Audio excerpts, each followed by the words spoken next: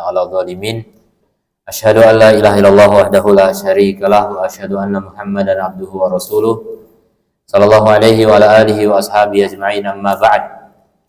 Ikhwati rahimani Allah wa iyyakum, kita lanjutkan pembahasan dari kitab Mukhtasar Mawsu'atil Akhlaq karya beberapa ulama rahimahullah. Kita sekarang membahas tentang al-lu'mu. Akhlak tercela berikutnya adalah al-lu'mu. Al-lu'mu lawan dari al-karomu. Karom itu dermawan, mulia dan dermawan. Kalau lu'mu berarti hina dan pelit, pelit dan hina. Al-lu'mu. Lam, hamzah, mim, lu'mu. Secara bahasa al-lu'mu qala Ibnu Duraid al-ama ar-rajulu il-aman idza sana'a ma yad'uhu an-nasu alaihi la'iman. Ini belum menjelaskan maknanya ya. Jadi kalau orang al-ama berarti dia disebut la'im. Nah, la'im itu apa? Alladzi yu'dirul li'am. Belum menjelaskan. Secara istilah, al-lu'mu adalah asyuhu wa dana'atun nafsi. Pelit dan kerendahan jiwa. Itulah makna dari al-lu'mu, pelit dan rendah jiwa. Minal mahanah, ma'al mahanah, kerendahan jiwa bersama kehinaan. Al-lu'mu diddul karom. Jadi lu'mu lawan dari karom. Karom itu dermawan, mulia, mulia dermawan. Perbedaan, tapi ada perbedaan antara lu'mu dengan bukhul. Bukhul itu pelit. Jadi dia beda, ada perbedaannya.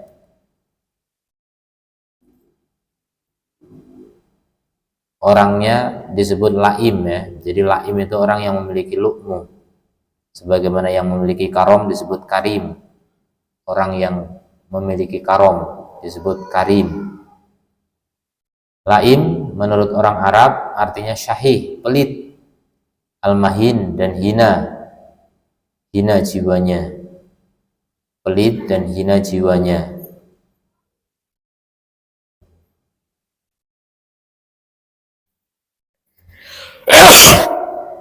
Alhamdulillah.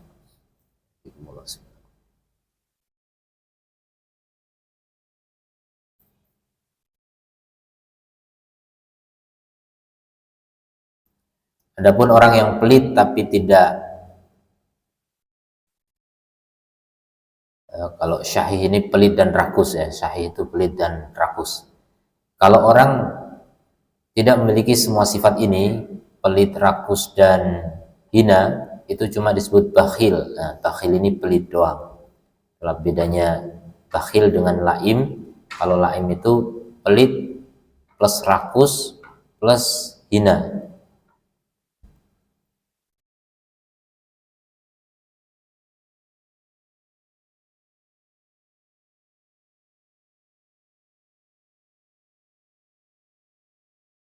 Celaan dari sifat al-lu'mu di dalam Quran dan As-Sunnah. Allah Ta'ala berfirman, yang pertama dalil pertama surat Al-Qalam ayat 13. Utullin ba'da dzalika zanim. Utullin ba'da dzalika zanim. Kata Al-Mawardi, wa fi tis'atu aujuh.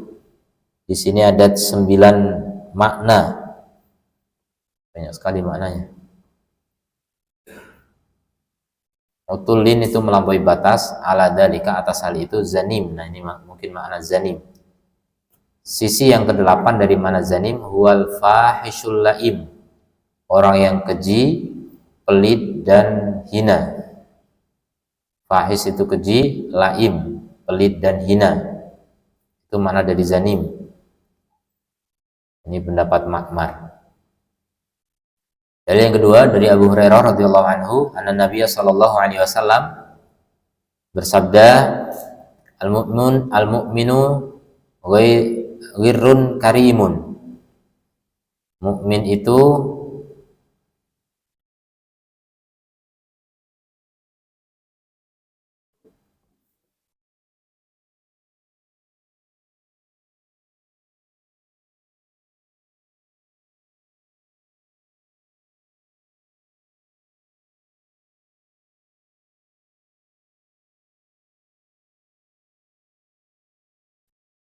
Ghirrun itu maknanya polos, lugu, mudah ditipu, kurang pengalaman. Jadi mukmin itu polos gitu, apa adanya, tidak manipulatif, tidak memiliki niat-niat buruk. Itu mukmin, polos apa adanya. Apa yang ada di hati itulah yang keluar di mulut gitu. Itu mukmin. Karimun, dermawan. Mukmin itu polos dan dermawan. Sementara al-fajir khabbun laimun. Orang fajir itu khabbun, menipu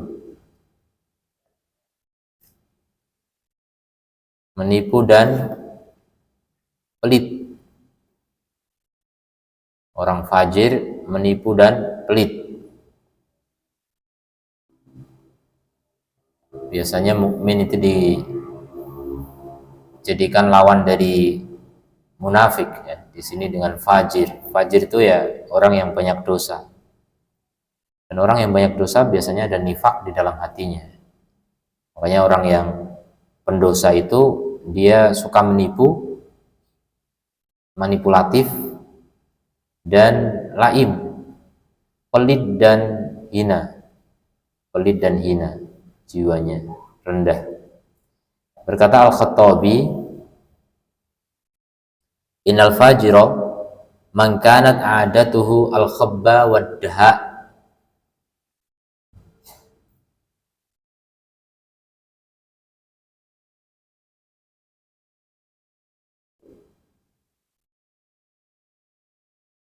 Orang yang fajir, pendosa, adalah orang yang kebiasaannya adalah menipu dan licik. Daha itu licik. Wal wuhul,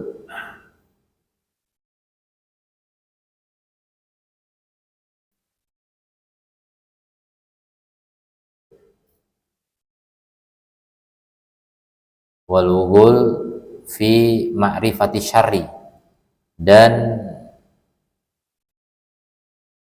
masuk ke dalam, jauh masuk ke dalam mengenal, dalam mengetahui keburukan. Jadi ingin tahu perkara yang buruk itu terlalu dalam. Itu fajir. Orang fajir kepo terhadap perkara yang buruk.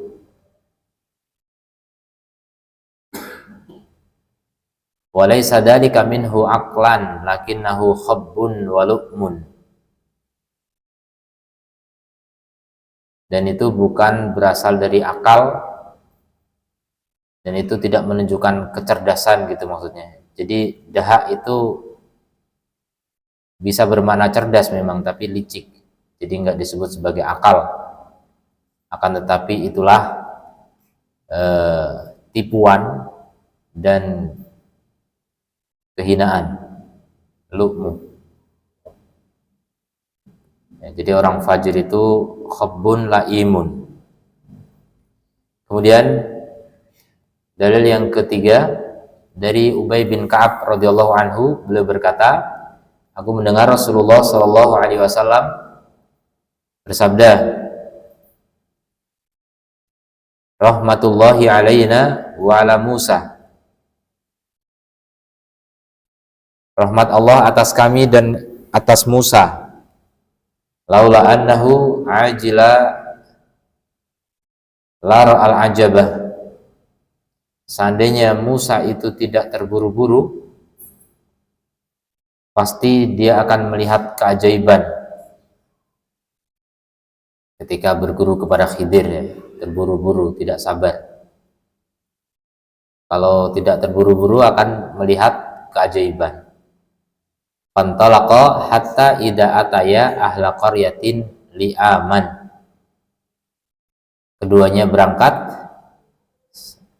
Musa dan Khidir, sampai keduanya mendatangi penduduk kampung yang li'am, jamak dari laim, yang mereka rata-rata pelit dan rendah rendah apa?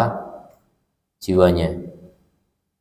Pelit dan rendah jiwanya. Makanya ketika keduanya minta dijamu karena sebagai tamu, mereka nggak mau menjamu. Ya, itu pelit dan rendah, li'am. Berkata Al-Qurtubi, wal murad bihi huna, yang dimaksud di sini annahuma sa'ala ad-diyafah. Keduanya minta jamuan sebagai tamu. Orang yang asing di suatu tempat itu dalam Islam itu berhak dijamu. Dengan dalil firman Allah Ta'ala, fa'abau an yudayyifuhuma. Mereka enggak mau menjamu keduanya. Makanya itu penduduk yang li'am, la'im. Fastahaqqa ahlul qaryati an yudammu. Maka penduduk kampung itu mereka berhak untuk dicela, wa yunsabu ilal lu'mi, dan dinisbatkan atau disandarkan kepada sifat lu'mu, sifat kikir dan hina. Kama wasafahum bidzalika nabiyuna sallallahu alaihi wasallam, sebagaimana Nabi menyebutkan itu ya. Nabi menyifati penduduk negeri itu apa? Li'aman, orang-orang yang memiliki lu'mu. Kemudian perkataan para salaf tentang al-lu'mu, karena Zaid bin Aslam berkata, ya ibna Adam, amaraka rabbuka an takuna kariman. Wahai anak Adam, Rabbmu telah memerintahkanmu agar kamu menjadi orang yang karim, mulia dan dermawan.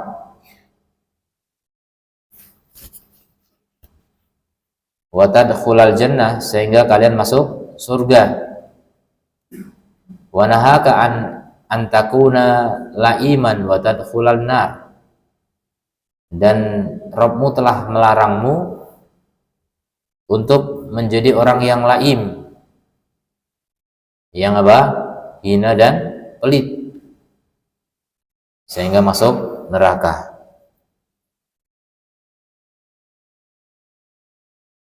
Kemudian perkataan Asy-Syafi'i rahimahullah, tubi'a ibnu Adam 'ala lu'mi. Anak Adam itu ditabiatkan di atas lu'mu. Jadi rata-rata anak Adam itu memang pelit dan hina. Sebagaimana di ayat juga disebutkan anak Adam itu apa? Doluman jahula. Sangat dolim, sangat bodoh. Begitu aslinya manusia. Wa min sya'nihi an yataqarraba mimman yataba'adu minhu. Maka dari itu, di antara keinginan manusia atau sifat manusia, an yataqarraba mimman yataba'adu minhu, mendekat kepada orang yang menjauh darinya. Wa yataba'ada mimman yataqarrabu minhu, dan menjauh dari orang yang mendekat kepadanya. Apa maksudnya? Jadi karena manusia itu rata-rata pelit, rata-rata rendah jiwanya, maka mereka rata-rata apa? Mendekat kepada yang ingin menjauh dan menjauh kepada yang ingin mendekat. Mendekat kepada yang ingin menjauh, maksudnya mendekati orang-orang kaya. Itu sifat manusia. Dan orang kaya itu enggak suka didekati. Jadi yang dimaksud dengan orang yang ingin menjauh darinya itu orang-orang kaya. Tapi orang miskin pengennya dekat. Dan sebaliknya, wa yataba'adu mimman yataqarrabu minhu. Kalau dia yang kaya, maka dia menjauh dari orang yang ingin mendekat kepadanya. Nah, itulah sifat manusia, rata-rata begitu. Yang kaya itu enggak mau berderma kepada yang miskin, rata-rata. Kecuali yang Allah lindungi dari sifat pelit dan rakusnya. Wa man yuqashuha nafsihi fa ulaika humul muflihun. Wa qala Ibnu Qayyim rahimahullah berkata, man lam ya'rifit tariqa ila rabbih, orang yang tidak mengetahui jalan menuju Rabbnya, walam yata'arrafha, dan dia tidak berusaha mengetahuinya, sudah nggak tahu tapi nggak berusaha tahu, nggak belajar, fahadah wal laim, itulah yang disebut dengan orang yang laim, hina dan pelit. Udah nggak tahu jalan, nggak mau belajar lagi, itulah orang yang hina, laim. Alladzi qala Allah Ta'ala, yang Allah berfirman dalam surat Al-Hajj ayat 18, wa man yuhinillahu famalahu min mukrim, siapa yang Allah hinakan maka tidak ada yang memuliakannya. Ya, siapa yang Allah hinakan maka tidak ada yang bisa memuliakannya. Gimana Allah menghinakan seorang? Dibuat tidak mengetahui jalan kebenaran dan tidak mau mempelajari jalan kebenaran. Sudah nggak tahu jalan, nggak mau belajar. Itulah orang yang dihinakan oleh Allah Subhanahu wa Ta'ala. Itulah orang yang laim.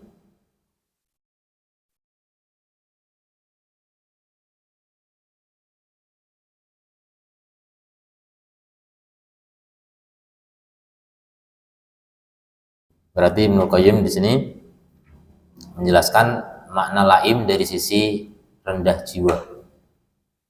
Jadi orang yang rendah jiwa itu cirinya apa? Tidak tahu kebenaran dan nggak mau tahu kebenaran. Dia bodoh, nggak ngerti gimana cara menjadi orang yang diridhai Allah, tapi nggak mau belajar. Dan itu juga kebanyakan manusia. Itu kebanyakan manusia. Pengaruh dari lu'um dan bahayanya. Pengaruh dari lu'mu dan bahayanya. Yang pertama, annali'a manas abta'uhum mawaddatan. Manusia-manusia yang laim, mereka adalah orang yang paling lambat cintanya. Wasra'uhum adawatan, tapi paling cepat permusuhannya. Berarti orang yang hina itu, orang laim, sulit mencintai, gampang membenci. Kalau ketemu orang benci aja pikirannya. Itu orang yang hina. Tapi kalau orang yang karim, mulia, ketemu penjahat ibaratnya, tapi dia nggak tahu. Dia berbuat baik. Dia sambut dengan ramah, padahal itu pencopet, dia penjahat, dia nggak tahu. Itulah orang yang karim. Dia murah. Dipinjam apanya dikasih, ternyata dibawa pergi. Nah, itu orang yang karim. Memang itulah mukmin. Mukmin itu apa tadi? Polos, gampang ditipu. Tapi bukan berarti gampang di sini berulang-ulang dalam kejadian yang sama gitu. Maksudnya dalam menyikapi setiap orang itu dengan baik sangka. Jadi pikirannya itu baik sangka terus. Tapi kalau udah ditipu satu kali pasti dia punya akal ya. Artinya tetap waspada kalau sudah tahu orang yang menipunya. Cuma kadang-kadang tetap husnudzonnya lebih tinggi. Walaupun dia tahu pernah ditipu orang itu atau pernah dipinjemi nggak bayar, tapi begitu orang itu datang lagi minjem lagi, tetap rasa ibanya, rasa karomnya, kedermawannya itu tetap mengalahkan kecurigaannya. Sudah nggak apa-apa, sekarang dibantu lagi, siapa tahu sekarang sudah taubat. Dan begitu, itulah orang yang karim. Jadi lebih mendahulukan cinta daripada benci. Adapun laim sebaliknya, dia kalau ke orang curiga dulu, benci dulu, cinta belakangan, susah mencintai. Itu ciri-ciri orang yang laim. Kemudian yang kedua,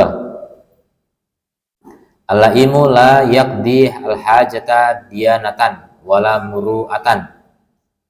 Orang yang laim, mereka tidak menunaikan hajat karena agama atau karena kehormatan. Jadi kalau menunaikan hajat orang misalnya, atau hajat dirinya sendiri, bukan karena faktor agama, bukan karena kehormatan. Tapi apa? Wa inama yaqdiha idza qadaha talaban lidzikri wal mahmadati binnasi. Tapi dia menunaikan hajat orang lain atau melakukan tugas yang dia menjadi hajat dia itu semata-mata mencari dzikir, pujian, mahmadah, pujian. Jadi orang yang laim itu suka dipuji. Orang yang laim itu perbuatannya mencari nama baik di hadapan manusia, pencitraan. Nah, jadi orang-orang yang suka pencitraan itulah orang-orang yang apa? Laim. Orang yang suka riya. Ini kan sifat munafik juga ya, suka pamer.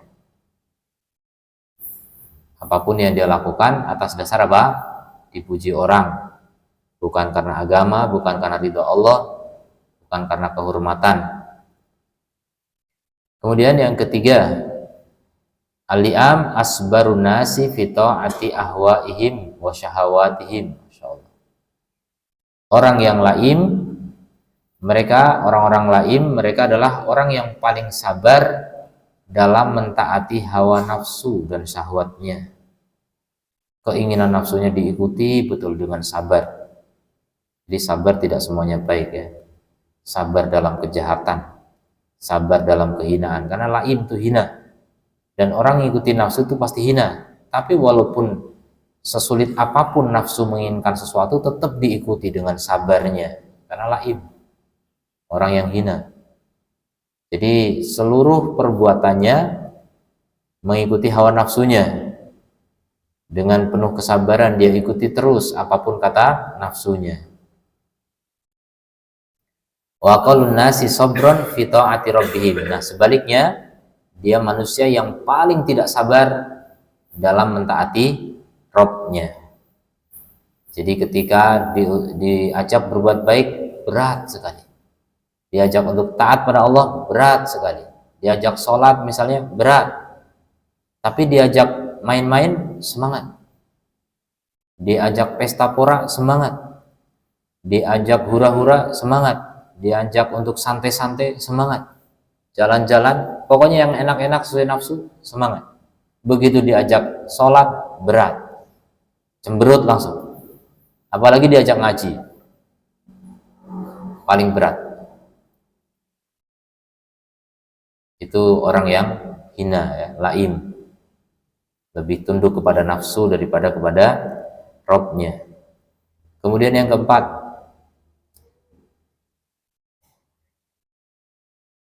ittiba'ul hafawat wal i'rad 'anil hasanat. Mengikuti keburukan-keburukan.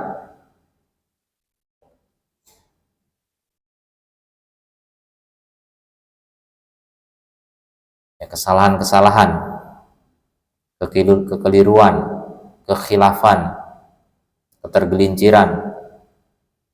Ya, jadi hal-hal yang keliru pokoknya dia lebih suka dia ikuti. Walaupun dia udah keliru tapi terus mengikuti kekeliruannya itu. Dan berpaling dari kebaikan-kebaikan.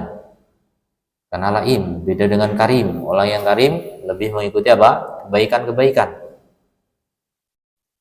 Kemudian yang kelima, al-lu'mu yu'addi ila fuhsyi wasabbi wa bada'ati lisan.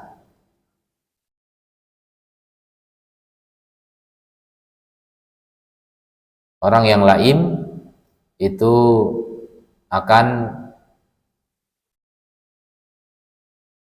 mengantarkan dirinya kepada kehinaan, kepada kekejian, mengantarkan dirinya kepada kekejian, dan lisannya dan bada'ati lisan yang kotor.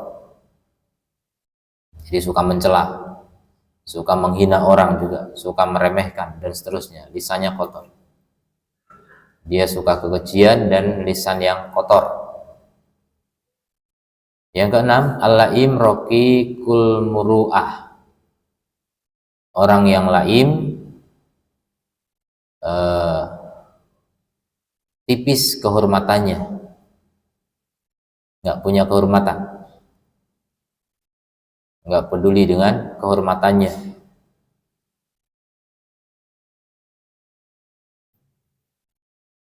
Kemudian yang ketujuh, al-lu'mu yasuqul insan ila akhbathil matami. Kelaiman itu akan menggiring seseorang kepada ketamakan yang buruk. Jadi tamak kepada hal-hal yang buruk. Di antara bentuk-bentuk al-lu'mu, di antara bentuk-bentuk kelaiman, yang pertama dzulmul qarabah, mendolimi kerabat, orang hina. Dalam masalah warisan, dolim. Enggak warisan pun dolim. Sebelum orang tua meninggal pun dah serakah, mendolimi saudara-saudaranya. Memutus rahim itu jelas. Kalau sudah mendolimi kerabat itu pasti apa? Memutus rahim. Itu orang-orang yang laim. Kalau orang yang karim, dia dermawan, dia pasti menyambung rahim, pasti lebih menjaga cinta di antara kerabat dibanding apa? Menimbulkan kebencian. Dia jaga diri jangan sampai terjadi keretakan hubungan di antara anggota keluarganya. Rela ya mengalah demi apa? Menjaga persatuan, menjaga cinta dan ukhuwah persaudaraan di antara anggota keluarga. Itu orang yang mulia. Tapi kalau orang hina bodoh amat. Yang penting saya dapat banyak. Yang penting saya menang, yang penting saya puas. Jadi slogannya memang mengikuti nafsu, nggak peduli. Akhirnya keluarga membenci dia, keluarganya semuanya berpecah belah, nggak karuan, nggak peduli. Itu orang yang laim, mendolimi kerabat. Yang kedua, sabu wa bada'atul lisan, suka mencela. Jadi itu fenomena orang yang laim, suka mencela dan kotor lidahnya. Kasar, kotor, suka merendahkan orang, melecehkan orang, suka komen yang buruk-buruk.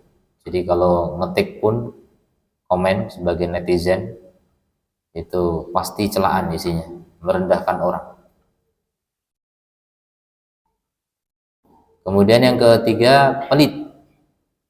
Jadi orang pelit itulah orang yang laim, yang hina. Yang keempat, menebarkan rahasia. Jadi rahasia orang lain disebar-sebar. Yang kelima, an-namimah walau bisidq. Suka mengadu domba walaupun benar. Maksudnya ketika ada permusuhan di antara dua orang, ya benar memang saling membenci, tapi dikompor-kompori malah. Diadu domba makin diadu. Jadi suka mengadu domba, namimah. Suka melihat orang lain itu ribut, ya. Suka terjadinya apa? Fitnah, huru-hara di tengah kaum muslimin, baik skala kecil ya antara individu atau bahkan antar kelompok masyarakat tertentu. Suka ngadu domba, suka bikin rusuh. Itu orang-orang hina. Kalau dia jadi pemimpin pun atau pejabat, politikus, suka bikin onar, suka bikin kontroversi. Jadi nggak bikin tenang dan teduh di tengah masyarakat, bikin kontroversi di tengah masyarakat, bikin orang marah dan sebagainya. Kemudian yang keenam, Tatfil itu pelakunya disebut tufaili. Tufaili dari kata tifl. Tifl itu anak kecil, seperti anak kecil. Tapi ini sebuah istilah. Jadi tatfil itu bertingkah seperti anak kecil, itu secara bahasa. Tapi ini secara istilah maksudnya apa? Dia suka mendatangi jamuan makan padahal nggak diundang. Itu namanya tufaili. Dan orang yang lain begitu, nggak diundang dia datang, nggak tahu malu. Jadi memang orang lain itu hina, nggak tahu malu, rendah jiwanya. Kalau orang yang tinggi jiwanya itu punya rasa malu, dia nggak tahu malu, nggak diundang pun datang. Kemudian yang ketujuh, kufur nikmat, ya, mengingkari nikmat termasuk mengingkari kebaikan orang. Jadi dia lupa dengan jasa-jasa kebaikan orang. Jangankan orang ya, jasa ibunya dia nggak peduli dengan itu. Jasa bapaknya, jasa keluarganya, bagaimana dulu dia kecil dirawat siapa gitu, nggak peduli. Lupa dengan semua itu. Itu orang yang kufur nikmat namanya.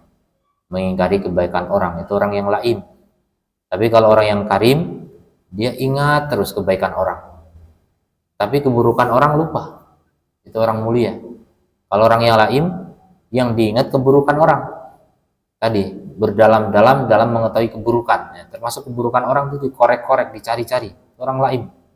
Seperti lalat, ya, suka ngorek-ngorek bangkai. Gitu. Kalau orang yang mulia seperti lebah, dia mencari madu, mencari kebaikan, bukan mencari kebusukan. Jadi suka mengingkari kebaikan ya, orang-orang yang laim, nggak ngerti kebaikan orang, nggak ingat jasa orang, tapi yang diingat kesalahan-kesalahannya saja. Sebab seorang terjerumus ke dalam sifat lu'mu. Kenapa kok bisa orang menjadi laim? Yang pertama, bergaul dengan orang yang liam, orang-orang laim, itu liam jamaknya. Jadi lingkungan yang memang tercela. Memang begitu berpengaruh lingkungan itu ya. Bergaul dengan preman-preman ya jadi preman. Bergaul dengan orang-orang yang cinta dunia ya jadi cinta dunia. Bergaul dengan orang-orang yang rajin belajar, insya Allah ikut rajin belajar. Bergaul dengan orang-orang yang suka berdakwah, insya Allah akan ingin berdakwah juga. Bergaul dengan orang-orang yang suka berderma, insya Allah juga ingin berderma. Dan begitu seterusnya ya. Penting sekali memiliki lingkungan pergaulan yang baik. Kalau kita merasa lemah untuk berbuat baik, kumpul dengan orang-orang yang rajin berbuat baik. Pasti akan ketularan itu. Kalau betul kita ada niat dari hati ingin memperbaiki akhlak, coba kumpul dengan orang yang berakhlak mulia. Sudah ada tekad di hati, dibantu dengan lingkungan, itu mudah, sangat mudah. Seperti orang yang mungkin merasa berat untuk menjalankan sunnah. Kenapa? Karena lingkungannya bid'ah semua. Kalau memang nggak kuat, hijrah. Boleh, bumi Allah luas. Pindah ke negeri lain yang banyak di sana orang-orang yang menegakkan sunnah Nabi SAW, menjauhi segala bentuk kebid'ahan. Maka di situ lebih mudah kita untuk mengikuti. Beda ketika lingkungan kita semuanya memusuhi sunnah, berat. Nah, itu pentingnya apa? Memiliki lingkungan yang baik. Dan itu pilihan kita ya. Hidup itu kan pilihan. Apakah antum mau memilih lingkungan yang baik atau tetap bertahan di lingkungan buruk? Walaupun mungkin alasannya saya bertahan di sini, saya menjaga kebenaran walaupun sendiri. Mungkin cita-citanya begitu, tapi tanpa sadar bisa turun keimanannya. Tekadnya bisa hilang, lupa dengan cita-citanya. Dulu katanya ingin mempertahankan kebenaran, tapi ternyata sudah luntur tanpa sadar. Tanpa sadar, sering tanpa sadar itu terjadi. Yang tahu nanti kawannya ketika datang, loh kamu kok udah begini sekarang? Ya gimana lagi alasannya? Katanya dulu mau memperbaiki lingkungan, sekarang malah terpengaruh oleh lingkungan. Jadi berubah. Nah itulah bahayanya lingkungan yang buruk ya. Kerja juga lingkungan kerja, hati-hati. Lingkungan kerja orang kafir semua. Mungkin kita muslim masih bertahan, sholat tepat waktu dan seterusnya. Lama-lama kawan-kawan yang rokok, kawan-kawan yang minum khamr bahkan luntur tanpa sadar ya. Pasti akan luntur. Maka hati-hati dengan lingkungan yang buruk. Lingkungannya suka ghibah, begitu juga pasti akan ke bawah. Awalnya nggak mau, lama-lama karena sudah terbiasa jadi biasa. Jadi nggak ada pengingkaran lagi dari hati ya. Itu kepekaan hati kita itu berubah, bergeser. Dan secara umum ya, otak kita memang di format untuk pandai beradaptasi. Otak kita begitu. Indra kita ngikuti otak, sama. Seperti penciuman. Antum masuk WC, pertama itu busuk, tutup hidung mungkin, tapi lama-lama di situ biasa aja.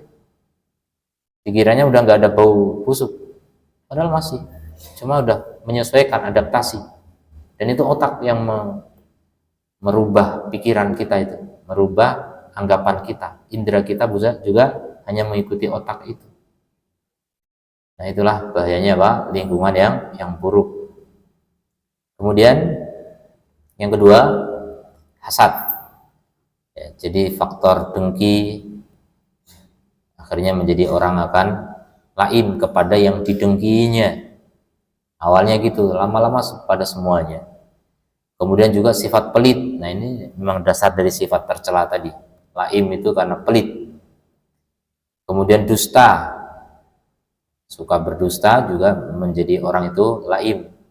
Kemudian menggibah juga, ghibah. Ini masih nomor 2 ya, kumpulin. Ghibah. Jadi orang yang suka menggibah itu akan menjadi orang yang laim. Laim itu diantara tandanya Pak, kata-katanya itu kotor. Dan itulah ghibah. Ghibah itu kata-kata kotor, mencela orang, merendahkan orang. Ghibah itu pasti isinya apa? Aib orang, dan aib itu kerendahan orang gitu. Jadi ketika kita menceritakan aib orang, kita merasa tinggi, kita merasa selamat dari cerita itu. Kita merasa lebih baik. Padahal hakikatnya itulah kehinaan. Karena kotornya kata-kata menunjukkan kotornya jiwa. Kemudian yang ketiga, dha'ful haya, lemahnya rasa malu. Kalau orang tidak punya malu, ya, semua dilakukan. Di dalam tastahi fasna ma syi'ta. Kalau orang nggak malu, dia akan melakukan apa yang dia mau. Tapi dalam hadis tadi Nabi mengancam, kalau kamu nggak malu, lakukan sesukamu. Tapi maksudnya jangan kau lakukan ketika hal itu memang memalukan. Kemudian yang keempat, at-ta'amul bil khadi'ah, bermuamalah dengan tipu-tipu. Jadi memang ya kembali ke kebiasaan. Dia mungkin pernah ditipu, dia merasa semua pedagang juga menipu, ketika dia jadi pedagang juga ikut menipu. Begitu. Biasa dengan muamalah begitu. Suka tipu-tipu muamalahnya. Ketika bekerja juga menipu. Sebagai karyawan menipu bos, bosnya pun menipu karyawan, terus tipu-tipu semua. Itu muamalah yang penuh dengan tipu-tipuan. Kemudian yang kelima, ta'atus syaiton, mentaati setan dan mengikuti hawa nafsu. Itu tadi. Orang yang lain sabar banget dalam mengikuti nafsu, tapi nggak sabar dalam mengikuti wahyu. Kemudian sarana untuk meninggalkan sifat kelaiman. Yang pertama, bersahabat dengan orang-orang yang kiram, yang karim. Bersahabat dengan orang-orang mulia. Para ustadz, para ulama, para penuntut ilmu yang memang mengamalkan ilmunya. Kumpullah dengan mereka. Orang yang tidak suka ghibah, yang tidak suka menipu, yang tidak suka buang-buang waktu, dan lain sebagainya. Itu orang-orang mulia. Kemudian yang kedua, menunaikan hajat manusia karena agama dan kehormatan, bukan karena pujian. Nah, jadi suka membantu orang, menunaikan hajat manusia. Khususnya orang-orang yang butuh bantuan, seperti korban-korban bencana alam. Suka dia ikut dalam aksi-aksi penanggulangan bencana, aksi-aksi bakti sosial, dan itu atas dasar agama, bukan karena pujian, karena ingin ridho Allah, bukan ridho manusia. Nah, itu dilatih dengan begitu, sering-sering melakukan hal yang seperti itu biar lebih dermawan dan mulia.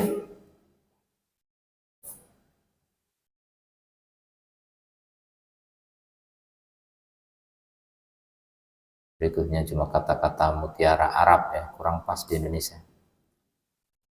Al-Amu min Ibni Korso, lebih laim daripada Ibnu Korso. Kita nggak tahu siapa itu.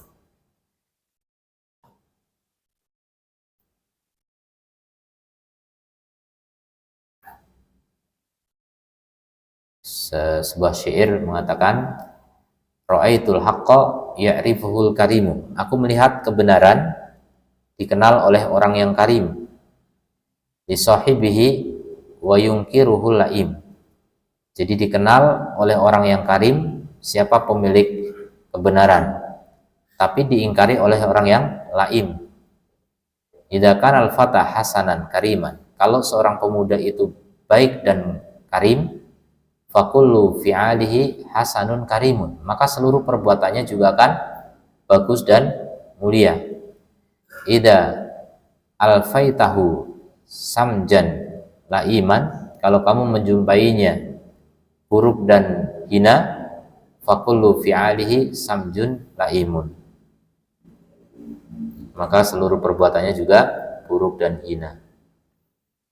Itu akhir dari pembahasan kita. Mudah-mudahan Allah memberikan kepada kita taufik untuk senantiasa menjaga kemuliaan diri kita. Siapa yang mulia, menjaga kemuliaan jiwanya, dia akan menjadi orang yang mulia di sisi Allah Subhanahu wa Ta'ala. Dan itulah tujuan dari kita beragama, tujuan dari kita menjalankan perintah-perintah Allah dan mengikuti Rasulullah Sallallahu Alaihi Wasallam. Tidak ada tujuan lain kecuali ingin menjadi orang yang mulia, ingin menjadi orang yang karim, yang dermawan, yang baik hati, yang menjaga adab-adab syar'i. Mudah-mudahan Allah berkahi kehidupan kita sehingga menjadi orang-orang yang mulia di sisi Allah Ta'ala. Barakallahu fikum, subhanakallahumma wa bihamdika, asyhadu an la ilaha illa anta, astaghfiruka wa atubu ilaik. Assalamualaikum warahmatullahi wabarakatuh.